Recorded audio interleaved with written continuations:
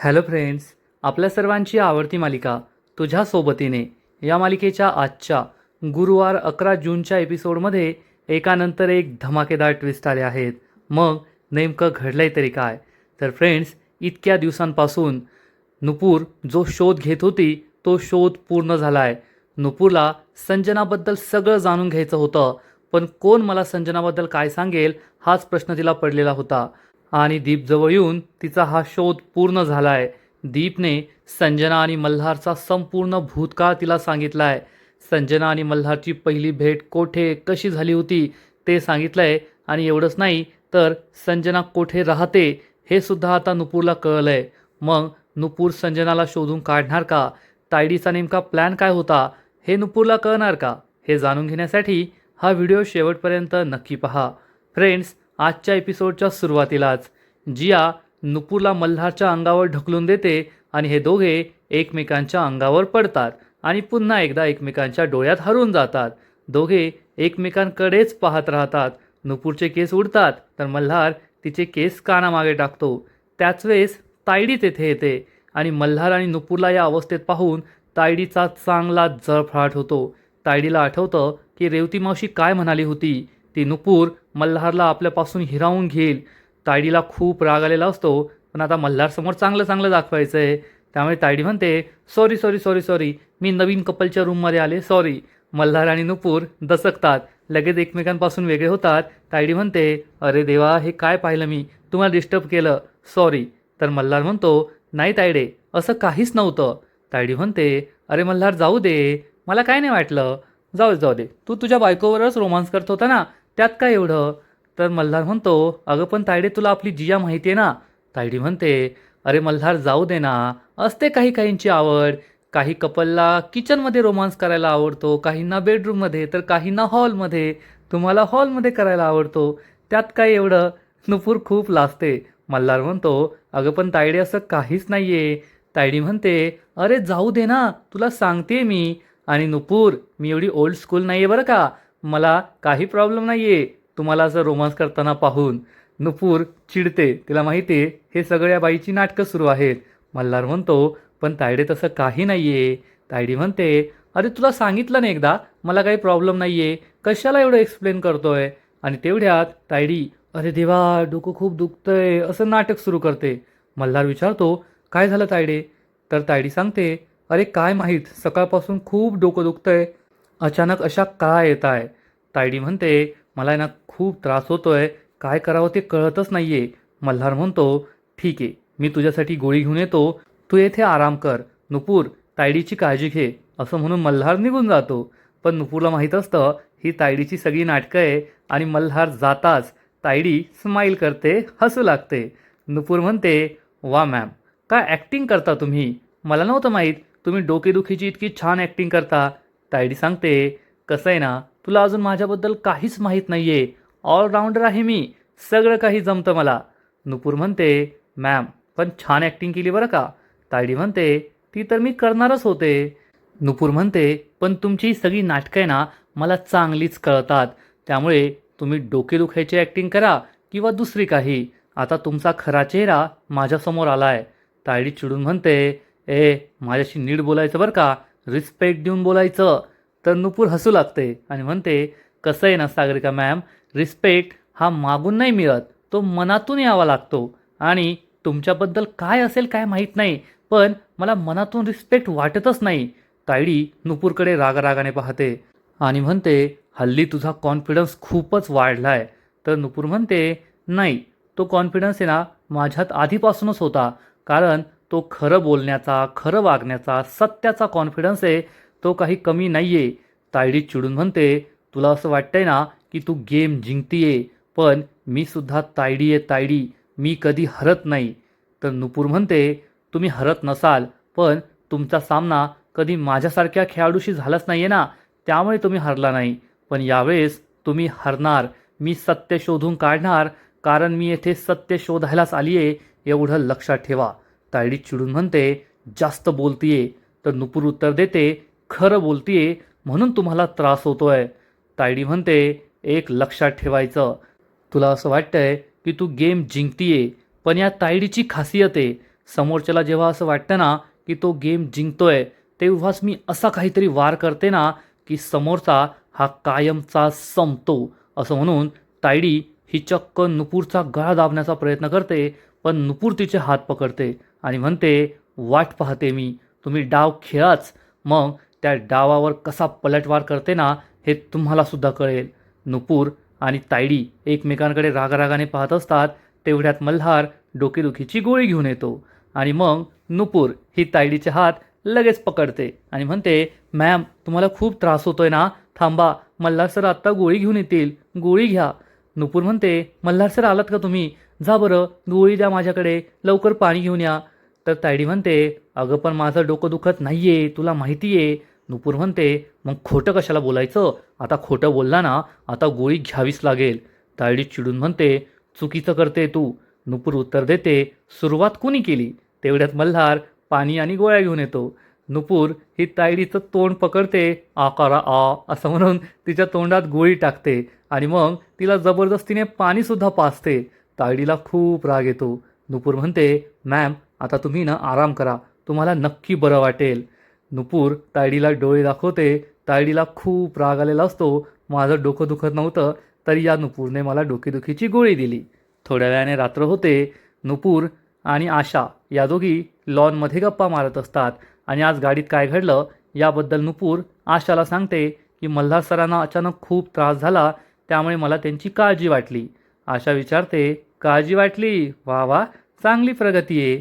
नुपूर म्हणते, आई काळजी वाटली म्हणजे आता कोणाची तब्येत बिघडल्यावर काळजी वाटणारच ना. तर आशा म्हणते, मी कुठे काय चुकीचं बोलतेय, मला जे वाटलं आणि जे आहे तेच बोलतीये. नुपूर तुझ्या मनात मल्हारबद्दलचं जे प्रेम आहे ना, जे दबलं होतं ते आता उफाळून येतंय. नुपूर चिडून म्हणते, आई मी काय बोलतीये, तू काय बोलतीयेस, इथे विषय वेगळा आहे, मला ते नाही म्हणायचंय, माझं काही मल्हार सरांवर प्रेम वगैरे नाहीये. आशा म्हणते, नुपूर मला मान्य आहे तू येथे एका वेगळ्या उद्देशाने आली आहे, तुला संजना वेदांच्या अपघाताचं सत्य जाणून घ्यायचंय, पण याचा अर्थ असा नाही की तू मल्हारला त्रास देशील. नुपूर म्हणते, नाही ते तर मी होऊच देणार नाहीये, मी मल्हार सरांना त्रास होऊ देणार नाही. आशा म्हणते, पण तुझ्या वागण्याचा मल्हारला त्रास होतोय आणि आज खूप दिवसानंतर तू त्याच्याशी चांगलं वागली, उद्धटपणे बोलली नाही, रागावली नाही, चिडली नाही आणि तू त्याच्याशी असंच वागावं ही माझी इच्छा आहे. नुपूर म्हणते, हो आई, जमलं तर जमलं, पाहील मी, पण मला हेच कळत नाहीये, मी ज्या उद्देशाने येथे आले ते उद्देश कसा पूर्ण करू, मला संजनाबद्दल काही माहितीच मिळत नाहीये. तर आशा विचारते, तू तर जियाशी बोलली होतीस ना. नुपूर सांगते, नाही तिला काही जास्त माहीत नाहीये आणि मी मल्हार सरांना काही विचारू शकत नाही, तिचं नाव जरी घेतलं तरी मल्हार सरांना खूप त्रास होतो, आता काय करावं ते मला कळतच नाहीये. आशा म्हणते, काय करायचं ते उद्या विचार कर, चल रात्र खूप झालीये, झोपून घेऊया. नुपूर म्हणते, हो आई तू हो पुढे, मी आलेच थोड्या वेळात. आशा तेथून निघून जाते. नुपूर तेथेच विचार करत उभी असते आणि तेवढ्यात दीप तेथे येतो. नुपूर त्याला हाय म्हणते. दीप विचारतो, झोपली नाहीस का अजून. नुपूर सांगते, नाही कसला तरी विचार करत होते. तू येथे कसा. दीप सांगतो, ऑफिसचं थोडं काम होतं, मल्हारच्या साईन घ्यायच्या होत्या आणि हो मल्हारने सांगितलं बरं का, तुझ्या घरचं जेवण आज खूप छान होतं, पुरणपोळी, कटाची आमटी, सगळं काही. नुपूर विचारते, मल्हार सरांनी तुला सगळं सांगितलं. दीप सांगतो, हो मला मल्हारने सांगितलंय की त्याला तुमच्या घरचं जेवण एवढं आवडलंय की त्याला अजून भूकच लागत नाहीये, दुपारीच तो एवढा जेवला होता आणि आमच्या कामाचं सगळं झालं ना की मल्हार आणि मी अशा गप्पा मारतो, आधी तर खूप मारायचो पण आता थोडं कमी झालंय. हे ऐकून नुपूरला एक आयडिया सुचते, म्हणजे नक्कीच संजनाबद्दल सुद्धा दीपला माहीत असेल असं तिला वाटतं. नुपूर विचारते, दीप मला तुला काही महत्त्वाचं विचारायचं आहे. दीप म्हणतो, बोल ना. तर नुपूर त्याला संजनाबद्दल विचारते, तुला संजनाबद्दल सुद्धा सगळं माहीत असेल ना. दीपला मोठा धक्काच बसतो. दीप विचारतो, संजनाबद्दल. नुपूर म्हणते, हो दीप मला तुझ्याशी महत्त्वाचं बोलायचं आहे. असं म्हणून नुपूर आणि दीप हे एके ठिकाणी बोलायला जातात. येथे दीप हा नुपूरला म्हणतो, नुपूर मला माहिती आहे तू मल्हारची बायको आहेस आणि मल्हारच्या भूतकाळाबद्दल सगळं काही जाणून घेण्याचा तुझा अधिकार आहे, पण जेव्हा संजना ही लग्नाच्या एक दिवस आधी मल्हारला सोडून गेली होती ना, तेव्हा मल्हारला जो काही त्रास झालाय तो मी पाहिलाय, त्या त्रासाचा मी स्वतः साक्षीदार आहे, त्यामुळे मल्हारला पुन्हा असा त्रास कधीच होऊ नये असंच मला वाटतं. नुपूर म्हणते, तू काळजी करू नको, मल्हार सरांना तसा त्रास पुन्हा कधीच होणार नाही. आणि मग दीप संजना आणि मल्हारची गोष्ट नुपूरला सांगतो की नुपूर आणि संजनाची भेट कशी झाली होती. दीप नुपूरला सांगतो, जेव्हा संजना आणि नुपूरची पहिली भेट झाली होती ना, त्याआधी आम्ही एका मोठ्या इव्हेंटमध्ये खूप बिझी होतो आणि या इव्हेंटमध्ये काहीच आमच्या मनासारखं होत नव्हतं. डेडलाईन चुकत होत्या, सगळी कामं बाकी होती. त्यामुळे मल्हार हा खूप स्ट्रेसमध्ये होता, त्याला ताण येत होता. तेव्हा सागरिका मॅमने मला सांगितलं की मल्हारला एका कॅफेमध्ये घेऊन जा, तेवढाच त्याचा मूड बदलेल. आणि मग मी मल्हारला त्या एका कॅफेमध्ये घेऊन गेलो होतो, जेथे संजना आणि मल्हारची पहिली भेट झाली. हे ऐकून नुपूरला जबर धक्का बसतो. म्हणजे मल्हार सर आणि संजनाची ज्या कॅफेमध्ये भेट झाली, त्या कॅफेबद्दल सागरिकानेच दीपला सांगितलं होतं. म्हणजे यात सागरिकाचा नक्कीच काहीतरी हात असू शकतो, असा विचार नुपूर करते. दीप तिला झालेली सगळी घटना सांगतो. जवळपास 1-1.5 वर्षांपूर्वी मल्हार आणि दीप हे दोघे एका कॅफेमध्ये येतात. मल्हार खूप टेन्शनमध्ये असतो. दीपला म्हणतो, दीप, येथे आपली किती कामं बाकी आहेत आणि तू मला इथे कॅफेमध्ये घेऊन आलाय. दीप म्हणतो, मल्हार, आपण त्या सगळ्या गोंधळातून का बाहेर पडलोय? शांत होण्यासाठी, तुझं माइंड शांत करण्यासाठी. आता शांत राहा बरं. तर मल्हार चिडून म्हणतो, अरे मी असा कसा शांत राहू? तेथे किती कामं बाकी आहेत. तुला माहिती आहे हा किती मोठा कॉन्सर्ट आहे. या कॉन्सर्टची सगळी ॲड बाहेर झाली आहे आणि जर या इव्हेंटमध्ये काही गडबड झाली ना, तर सुमती इव्हेंटच्या नावाला बट्टा लागेल आणि मी ते नाही होऊ देऊ शकत. दीप म्हणतो, मल्हार तू नको टेन्शन घेऊ, तू बस बरं. मल्हार बसतो आणि दीप 2 कॉफीची ऑर्डर देतो. मल्हार म्हणतो, दीप, मी असा शांत बसून नाही राहू शकत. मला त्या सगळ्या गोष्टींकडे लक्ष द्यावंच लागेल. लवकर कॉफी पिऊ आणि परत जाऊ. आपण तेथे नसलो ना तर काहीच काम होणार नाही. मल्हार फोन हातात घेतो. दीप विचारतो, अरे कोणाला कॉल करतोयस? पण मल्हार त्याचं काही ऐकत नाही आणि कॉल करतो आणि विचारतो, स्टेजचं काम झालं का? समोरचा माणूस सांगतो, नाही झालं अजून. मल्हार चिडून म्हणतो, मग कधी होईल? कॉन्सर्ट सुरू झाल्यावर मला लवकरात लवकर स्टेजचं काम झालेलं पाहिजे. दीपला कळतच नाही मल्हारला कसं शांत करावं. मल्हार हा फोन कट करतो आणि मग दुसरा कॉल करतो. अजून फुलं आलीत की नाही? तिकडून आवाज येतो, नाही आली. मल्हार चिडून म्हणतो, मग कधी येणार? तेवढ्यात दीप त्याच्या हातातून फोन घेतो, फोन कट करतो आणि म्हणतो, मल्हार, आपण तेथून येथे कशासाठी आलोय? रिलॅक्स होण्यासाठी. आणि येथे आल्यावर सुद्धा तू असेच फोन करत राहशील तर मग कसं होणार? शांत हो बरं थोडा.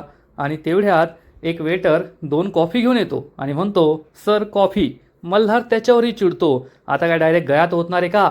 ठेवू ना मग टेबलवर. हा वेटर टेबलवर कॉफी ठेवतो आणि निघून जातो. मल्हार चिडून म्हणतो, सगळे लोक आपलं काम कुणीच नीट करत नाही, ओरडल्याशिवाय कोणालाच काम जमत नाही. आणि तेवढ्यात मल्हारच्या कानावर सुन्या सुन्या मैफिलीत माझ्या हे गाणं पडतं. आणि मल्हार जो इतक्या वेळ आरडाओरडा करत असतो, चिडचिड करत असतो, तो मल्हार अचानक शांत होतो. मल्हार हे गाणं ऐकत असतो. दीपला सुद्धा आश्चर्य वाटतं की एवढ्या वेळ चिडचिड करणारा मल्हार अचानक शांत कसा झाला.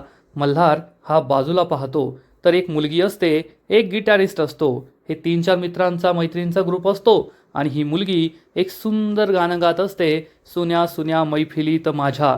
काल जेव्हा नुपूर आणि मल्हार अन्वयच्या घरी चालले होते तेव्हा हेच गाणं ऐकून मल्हारला खूप त्रास झाला होता.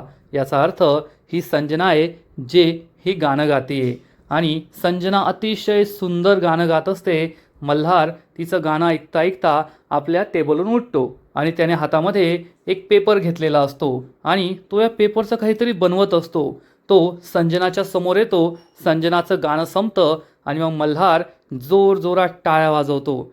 संजना त्याच्याकडे पाहते आणि संजनासुद्धा दिसायला खूप छान असते. मल्हार तिच्यासाठी टाळ्या वाजवतो आणि म्हणतो, खूप सुंदर, तुम्ही अतिशय छान गाणं गायलं. संजना तर जशी आधीपासूनच पटण्यासाठी तयारच झालेली असते. ती म्हणते, thank you sir, thank you very much. दीप तेथे येतो आणि मग तेवढ्यात मल्हारला एक कॉल येतो. मल्हार फोन उचलतो आणि समोरचा व्यक्ती सांगतो, सर फुलं येणार नाही आहे, कॉस्ट्यूम येणार नाही आहे, थोडा वेळ लागेल. तर मल्हार बिलकुल चिडत नाही. या संजनाकडे पाहता पाहता म्हणतो, नाही येणार का? काय प्रॉब्लेम झाला आहे? संध्याकाळपर्यंत येतील का? करा प्लीज लवकर, उशीर करू नका. आणि संजना त्याच्याकडे पाहून कंटिन्यू स्माईल करत असते. मल्हार हा बिलकुल आरडाओरडा करत नाही, अतिशय शांतपणे सगळं हँडल करतो. संजना त्याच्याकडे एकटक पाहतच राहते. दीप म्हणतो, मल्हार जायचं घरी, खूप काम आहे आपल्याला. तर मल्हार म्हणतो, शट अप दीप, तू जा, मी आहे येथे. संजना हसू लागते आणि मग मल्हार संजनाला म्हणतो, आपल्या दोघांची ओळख नाही आहे, पण तरीही तुम्ही खूप छान गाणं गायलं म्हणून हे तुमच्यासाठी. मल्हारने या पेपरचं एक सुंदर फूल बनवलेलं असतं. हे फूल पाहून संजना खूप खुश होते आणि थँक्यू म्हणून हे फूल घेते आणि मग मल्हार त्याची ओळख करून देतो. मी मल्हार. तर संजना म्हणते, हो मल्हार खानविलकर सर, मी तुम्हाला ओळखते. तुमच्याबद्दल अनेक आर्टिकल मी पेपरमध्ये वाचले आहेत. तुमच्या बिझनेसच्या आयडियाज खूप छान आहे. मिस संजना. हे दोघे एकमेकांचा हात हातात घेतात. मल्हार तिचा हातच सोडत नाही, संजना ही हात सोडवते. हे दोघे एकमेकांकडे पाहतच राहतात. संजना मल्हारला विचारते, मल्हार सर, आम्हाला कॉफीसाठी जॉईन कराल का? मल्हार हो म्हणतो आणि संजनाच्या तिथं सोफ्यावर बसतो. तर दीपसुद्धा बसू लागतो. तर मल्हार म्हणतो, दीप तू जाऊ शकतोस, खूप काम आहे आपल्याला.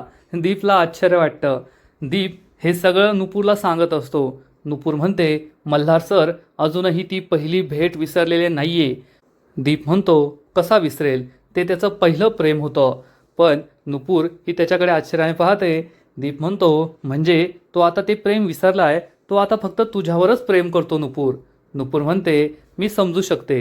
दीप नुपूरला समजावून सांगतो, नुपूर मला मान्य आहे, आता तुमच्या दोघांचं लग्न झालं आहे आणि तुझ्या नवऱ्याच्या भूतकाळाबद्दल सगळं ऐकून घेण्याची तुझी इच्छा असेल, पण मल्हार ते सगळं विसरलाय आता. त्याला संजनाबद्दल काहीच वाटत नाही. उलट त्याला संजनाचा राग येतो आणि तो फक्त तुझ्यावर प्रेम करतो. तर नुपूर ही दीपला समजावून सांगते, दीप, माझ्या मनात खूप प्रश्न आहेत आणि मला ते सगळं जाणून घ्यायचं आहे की नेमकं संजनाबद्दल काय घडलं होतं. तुला माहिती आहे का संजना कोठे राहते? दीप सांगतो, ते सगळं प्रकरण घडल्यानंतर मी स्वतः संजनाला शोधण्याचा खूप प्रयत्न केला होता, पण संजना मला कुठे सापडलीच नाही. नुपूर विचारते, मग लग्न मोडण्याआधी ती कोठे राहायची? दीप सांगतो, गुलमोहोर चाळीत. हे ऐकून नुपूर विचार करते, आता माझ्याकडे शोधाशोध करण्यासाठी काहीतरी आहे. गुलमोहोर चाळ, जेथे मला संजना भेटू शकते किंवा संजना आता कोठे असेल हे कळू शकतं. आणि आजचा एपिसोड येथेच संपतो. फ्रेंड्स, तुझ्या सोबतीने या मालिकेचा आजचा एपिसोड खरंच खूप भारी होता. इतक्या दिवसांपासून नुपूर जो शोध घेत होती, तो शोध अखेर पूर्ण झाला आहे. मला संजनाबद्दल कोण सांगू शकेल हेच तिला कळत नव्हतं. आणि दीप अनायासे तिच्या समोर आला आणि दीपने तिला सगळं सत्य सांगितलं.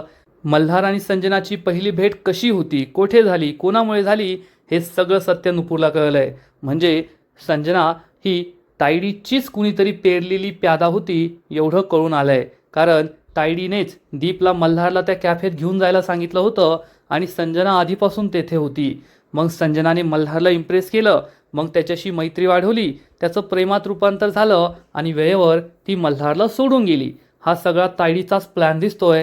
संजनाने तिच्या सांगितल्याप्रमाणे हे सगळं काम केलंय. फ्रेंड्स, तुझ्या सोबतीने या मालिकेचा आजचा एपिसोड तर भारी होता, पण पुढील एपिसोड आणखीन भारी असणारे, आणखीन मोठा ट्विस्ट या मालिकेत येणारे.